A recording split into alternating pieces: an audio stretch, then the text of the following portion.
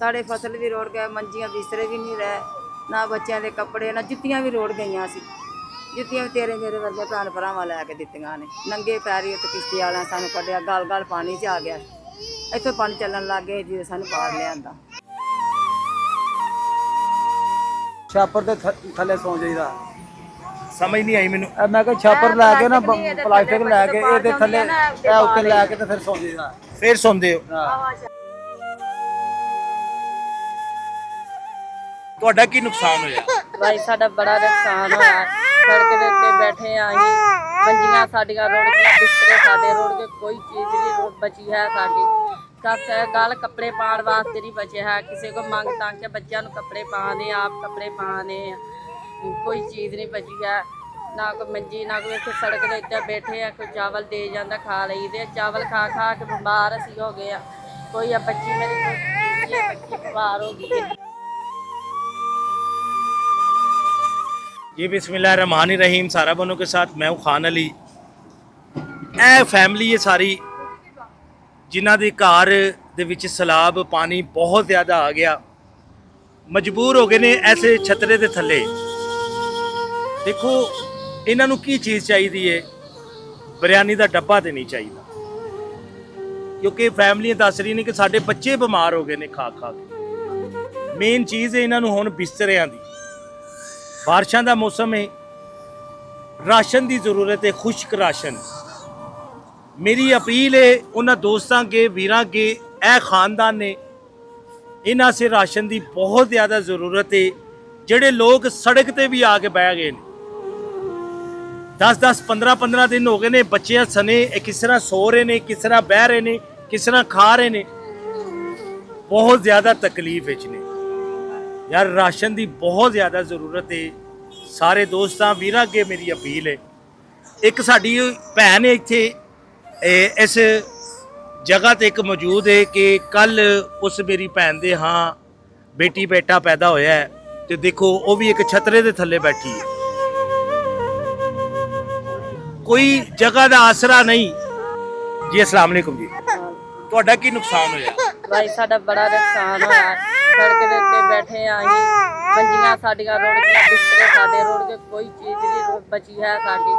कस गल कपड़े पाने वास्ते नहीं बचे है, किसी को मंग तंग के बच्चों को कपड़े पाने, आप कपड़े पाने, कोई चीज़ नहीं बची है। ना कोई मंजी, ना कोई इत्थे सड़क के उत्ते बैठे है, कोई चावल दे जाता खा लईदे। चावल खा खा के बीमार असीं हो गए। कोई बच्ची मेरी बच्ची बीमार हो गई है। ਤੁਹਾਨੂੰ ਖੁਸ਼ਕ ਰਾਸ਼ਨ ਚਾਹੀਦਾ, ਚਾਰ ਪਾਈਆਂ ਬਿਸਤਰੇ ਵਗੈਰਾ? भाई सानू बर्तन चाहिए, बिस्तरे चाहिए ना।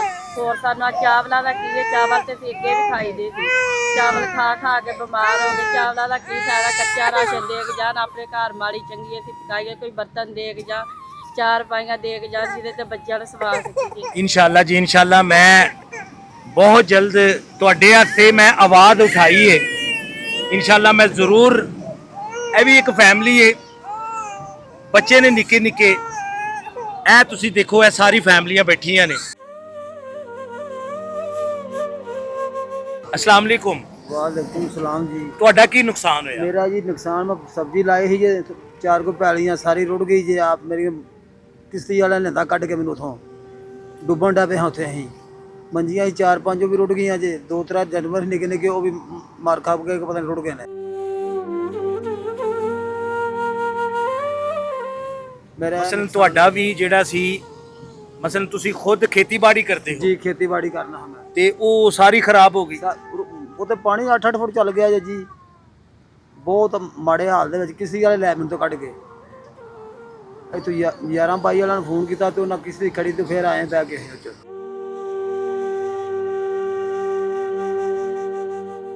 मसलन तुहाडा भी काफ़ी नुकसान होया है। ਹੁਣ ਤੁਹਾਡੇ ਅਸੀਂ ਕੀ ਕਰ ਸਕਣਾ ਵਾ? ਚਾਰ ਪਾਈਆਂ, ਬਿਸਤਰੇ, ਬਰਤਨ, ਇਹ ਚੀਜ਼ਾਂ ਦੀ ਜ਼ਰੂਰਤ ਹੈ ਜੀ। ਚਾਰ ਪਾਈਆਂ ਮਿਲ ਜਾਣ, ਸਾਰੇ ਬਿਸਤਰੇ ਲੱਭ ਜਾਣ। ਬਿਸਤਰਾ ਮੇਰਾ ਬਚੇ ਕੋਈ ਨਹੀਂ, ਮੇਰੇ ਗੱਲ ਪਾਉਣ ਨੂੰ ਕੱਪੜਾ ਕੋਈ ਨਹੀਂ ਬਚਿਆ, ਇਹ ਗੱਲ ਜਿਹੜੇ ਪਾਏ ਨੇ। ਠੇਕੇ ਤੇ ਪੈਲੀ ਬੋਨਾ ਹਾਂ ਤੇ ਕੋਈ ਹਾਲ ਨਹੀਂ ਰਿਹਾ, ਸਭ ਉਹ ਵੀ ਠੇਕੇ ਦੇ ਪੈਸੇ ਚੜ ਗਏ। ਉਹ ਚੜ ਗਏ ਉੱਤੇ ਤੇ ਠੇਕੇ ਦੇ ਪੈਸੇ। ਇਹ ਮੁਸੀਬਤ ਮਾਰਿਆ, ਮੈਂ ਹੀ ਆ ਕੇ ਬੈਠੇ। ਅੱਛਾ, ਤੁਹਾਡੀ ਇਹ ਵਾਈਫ ਔਰ ਤੁਸੀਂ ਇੱਥੇ ਇਹਦੇ ਥੱਲੇ ਬੈਠੇ ਹੋ। ਅਸਲਾਮ ਅਲੈਕੁਮ ਜੀ। ਕਾਫੀ ਨੁਕਸਾਨ ਹੋਇਆ ਤੁਹਾਡਾ ਮਾਂ ਹਾਂਜੀ ਬਹੁਤ ਨੁਕਸਾਨ ਹੋਇਆ ਸਾਡਾ। ਸਾਡੇ ਫਸਲ ਵੀ ਰੋੜ ਗਏ, ਮੰਜੀਆਂ ਬਿਸਤਰੇ ਵੀ ਨਹੀਂ ਰਹੇ, ਨਾ ਬੱਚਿਆਂ ਦੇ ਕੱਪੜੇ, ਨਾ ਜੁੱਤੀਆਂ ਵੀ ਰੋੜ ਗਈਆਂ ਸੀ।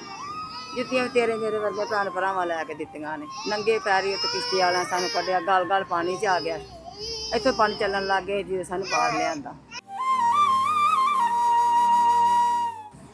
ਬਹੁਤ ਪਰੇਸ਼ਾਨ ਅਸੀਂ, ਜੀ ਜੀ। ਬਹੁਤ ਪਰੇਸ਼ਾਨ ਅਸੀਂ। ਸੜਕ ਤੇ ਬੈਠੇ ਹਾਂ, ਨਾ ਕੋਈ ਸਾਡਾ ਇੱਥੇ ਗੁਜ਼ਾਰਾ, ਨਾ ਕੋਈ ਲੈਣਾ ਨਾ ਦੇਣਾ। ਉਹ ਵੀ ਰਾਤ ਨੂੰ ਸ਼ਟਰ ਬੰਦ ਕਰ ਜਾਂਦੇ ਨੇ ਆਪਣਾ ਦਰਵਾਜ਼ਾ, ਆਪਣਾ ਦਰਵਾਜ਼ਾ ਬੰਦ ਕਰ ਜਾਂਦੇ ਨੇ। ਫਿਰ ਇਸ ਤਰ੍ਹਾਂ ਹੀ ਪੈਰ ਇਹਦਾ ਇੱਥੇ ਖਲੋਣੀ ਦਾ ਲੰਮੇ ਪੈਰ ਇਹਦਾ ਕਦੀ ਉੱਠ ਪਿਆ ਕਦੀ ਜਾ। ਇਹ ਫੈਮਿਲੀ ਹੈ, ਇਹ ਖਾਨਦਾਨ ਨੇ ਜਿਹੜਾ ਇੱਕ ਸਹਾਰਾ ਪੈ ਲੱਭਦਾ ਹੈ। ਜੀ ਜੀ। ਨਾ ਕੋਈ ਸਾਡਾ ਤੰਬੂ, ਨਾ ਕੋਈ ਸ਼ਹਿਰ। ਕੀ ਲੈਂਦੇ ਹੋ? ਛਾਪਰ ਦੇ ਥੱਲੇ ਸੌਂ ਜਾਈਦਾ। ਸਮਝ ਨਹੀਂ ਆਈ ਮੈਨੂੰ। ਮੈਂ ਕਿਹਾ ਛਾਪਰ ਲੈ ਕੇ ਨਾ ਪਲਾਸਟਿਕ ਲੈ ਕੇ ਇਹਦੇ ਥੱਲੇ ਇਹ ਉੱਤੇ ਲੈ ਕੇ ਤੇ ਫਿਰ ਸੌਂ ਜਾਈਦਾ। ਫਿਰ ਸੌਂਦੇ ਹੋ?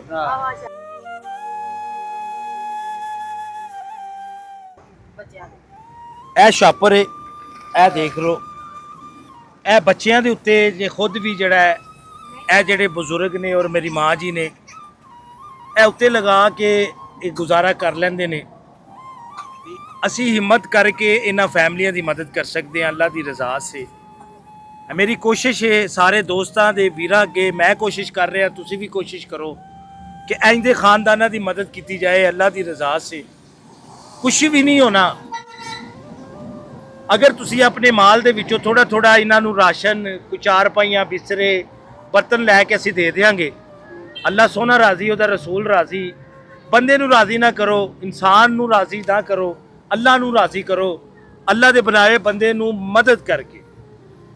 ਰਾਸ਼ਨ ਦੀ ਜ਼ਰੂਰਤ ਹੈ, ਸਹਾਰਾ ਬਣੋ ਦੇ ਉੱਤੇ ਬਹੁਤ ਜ਼ਿਆਦਾ ਰਾਸ਼ਨ ਦੀ ਜ਼ਰੂਰਤ ਹੈ ਇਸ ਟਾਈਮ ਇਹਨਾਂ ਖਾਨਦਾਨਾਂ ਸੇ। ਮੇਰਾ ਸਾਥ ਜ਼ਰੂਰ ਦਿਆ ਜੇ, ਜਿੱਥੇ ਜਿੱਥੇ ਲੋਕ ਮੈਨੂੰ ਵੇਖਣ ਵਾਲੇ, ਪਿਆਰ ਕਰਨ ਵਾਲੇ, ਮੁਹੱਬਤ ਕਰਨ ਵਾਲੇ, ਸਹਾਰਾ ਬਣੋ ਦੇ ਨਾਲ ਜ਼ਰੂਰ ਜੁੜਿਆ ਜੀ। ਪਾਕਿਸਤਾਨ ਜ਼ਿੰਦਾਬਾਦ।